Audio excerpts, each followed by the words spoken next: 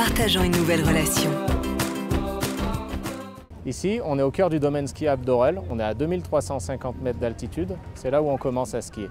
On est lié avec le village d'Orel en fond de vallée, qui est à environ 900 mètres, par un nouveau télécabine. En remplacement de l'ancien, c'est une machine hors norme.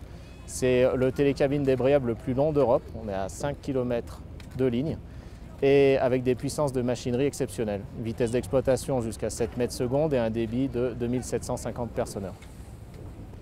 Pour tout ce qui est alimentation du télécabine, on est sur un système alimenté en 20 000 volts. Donc on a dû choisir des transformateurs, des TGBT et tous les moyens qui vont bien pour alimenter nos motrices. Pour les transformateurs, classiquement on utilise en montagne des bains d'huile.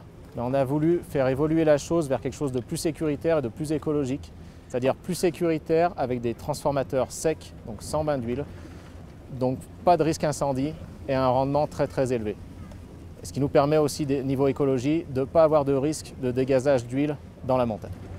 Donc pour le chantier, on avait besoin de matériel extrêmement robuste, extrêmement fiable, parce qu'on compte beaucoup dessus. C'est vraiment le cœur de notre architecture, de la remontée mécanique.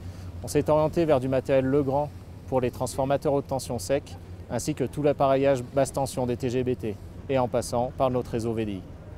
Alors sur les produits Legrand, on a été séduit non seulement par les produits en eux-mêmes, mais aussi par l'approche commerciale qui a été très réactive. On a bénéficié de prix intéressants et tout le support nécessaire pour l'installation.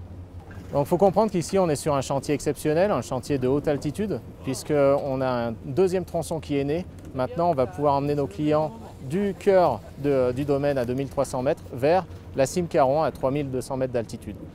Donc c'était un chantier très particulier parce qu'il fallait amener des pièces très lourdes dans des endroits vraiment incongrus avec des contraintes climatiques importantes et aussi des contraintes environnementales importantes puisque c'était un axe de notre projet. Partageant une nouvelle relation.